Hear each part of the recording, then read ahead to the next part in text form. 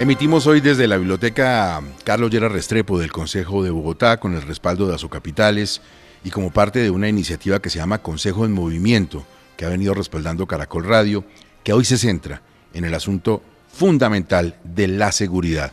Gran preocupación de los colombianos y por supuesto de los bogotanos, y con un componente que tiene que ver con una situación de migración que también merece que le pongamos la lupa aquí en 6 AM. Nos acompaña a esta hora el señor presidente del Consejo de Bogotá, Juan Baena. Presidente, gracias por estar en 6 AM. Buenos días. Muy buenos días a usted, Gustavo, aquí a toda la mesa de trabajo, a tantas personas que hacen posible esta transmisión y bienvenidos al Consejo de Bogotá, que por supuesto es su casa, esta biblioteca que es bastante bella y que además vamos a necesitar contar con toda la ciudadanía porque se viene ni más ni menos que el Plan de Desarrollo Distrital. Bueno, el alcalde hoy cumple 100 días y en materia de seguridad, aunque ahora está un poquito más preocupado por el agua y sus restricciones, en materia de seguridad pues ha tenido que dar varias explicaciones, entre ellas al Consejo de Bogotá. ¿Cómo aprietan ustedes las tuercas para que la cosa vaya bien en materia de seguridad aquí en la capital? Pues no hemos parado de hacer debates de control político. Eso es lo que tiene que hacer el Consejo de Bogotá para contárselo a la ciudadanía. ¿Qué hace un concejal?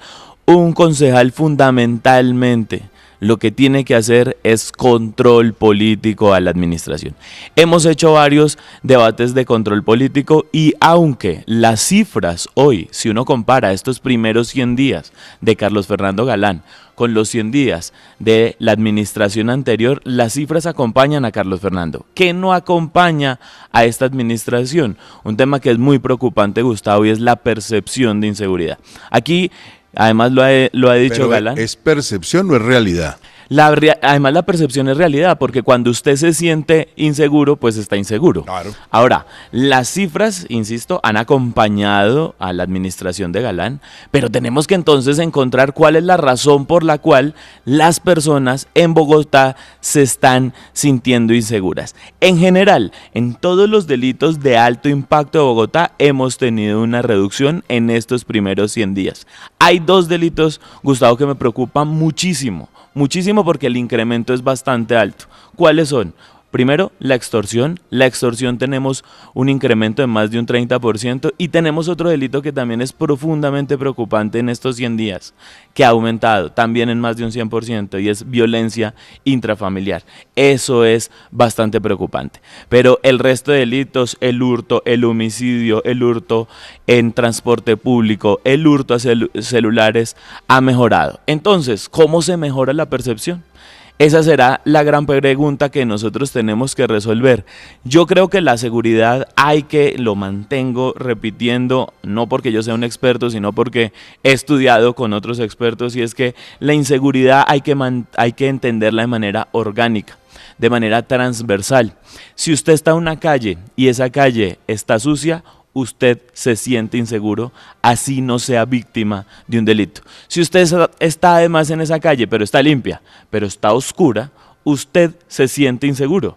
Y por eso el tema de la inseguridad hay que atacarlo con todos los servicios estatales, en este caso distritales. El componente policía que ha sido tan dramático en discusiones desde la misma época de la alcaldesa Claudia López, ¿cómo se está comportando? ¿Tenemos el pie de fuerza que necesita Bogotá o estamos cortos? Hay que seguirle pidiendo al gobierno nacional que nos apoye con pie de fuerza. Todavía Bogotá tiene un déficit de pie de fuerza muy alto. No tenemos, según estándares internacionales, el número efectivo que necesitamos. Pero a su vez, hay que ir atacando el problema si no nos dan efectivos, si no nos dan policías, con otras herramientas. ¿Qué herramientas? Por ejemplo, hoy en Bogotá nos falta todavía más cámaras distintas a las que tenemos. Porque hay unas cámaras que no están sirviendo, pero hay además unas cámaras, o la mayoría de las cámaras en Bogotá no tienen reconocimiento facial. Pero por el otro lado hay que invertir en inteligencia artificial.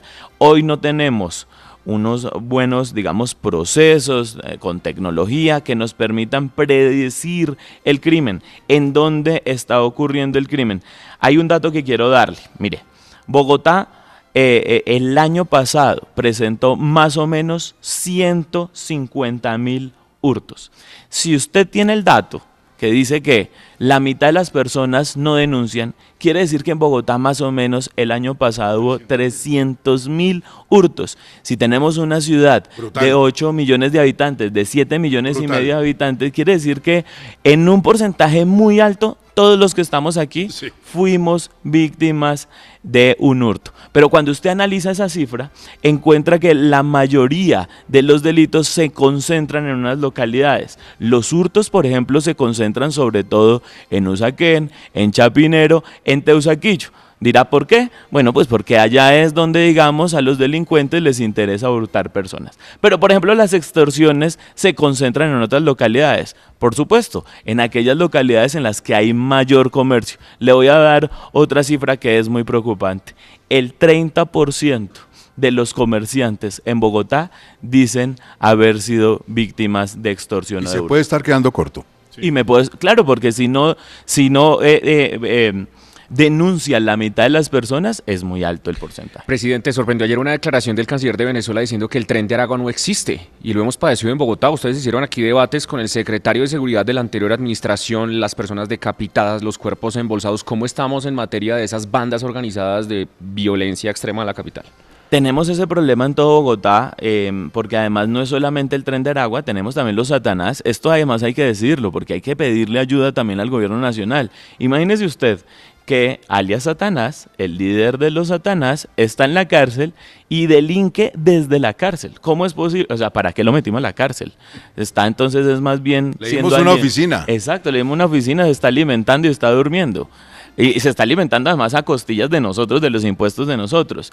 Entonces, por un lado hay que trabajar muy duro en que a esas personas que tenemos el esfuerzo de cogerlos o en flagrancia o por operativos policiales, que una vez sean metidos y recluidos a las cárceles, pues paren de delinquir. Pero por supuesto el tren de Aragua existe, los Satanás existe y tenemos un problema en Bogotá, por supuesto. En pandemia ocurrió un fenómeno, pues digamos que hay que echarle cabeza, que para mí es interesante, y es que los indicadores de Bogotá, y eso lo vamos a ver reflejado a medida que avance el tiempo en cómo comparamos las cifras de esta administración con la anterior, no para tener espejos retrovisores, sino para saber cómo vamos avanzando, pero en pandemia todos los delitos bajaron.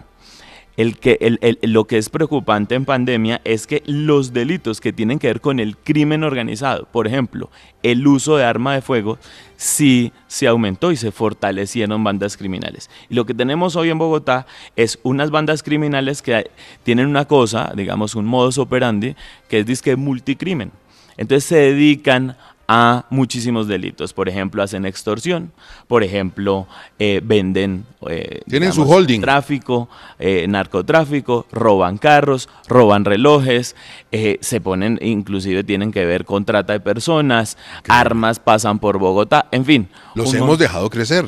Los Exactamente, hemos dejado se prosperar. han dejado crecer. Mire, presidente, finalmente quiero, en esta iniciativa de seguridad que además nos convoca no solo en Bogotá, sino gracias al esfuerzo del Consejo de Bogotá, a darle una mirada a la seguridad en todas las ciudades capitales y de la mano de Asocapitales, como hemos venido viendo desde que comenzó el programa, quiero plantearle un tema muy delicado que no podemos obviar, y es el tema de la incidencia del exceso de migración de venezolanos en Colombia, que también influye en la seguridad para ellos además, porque son gente buena que viene a trabajar, pero también vienen los delincuentes.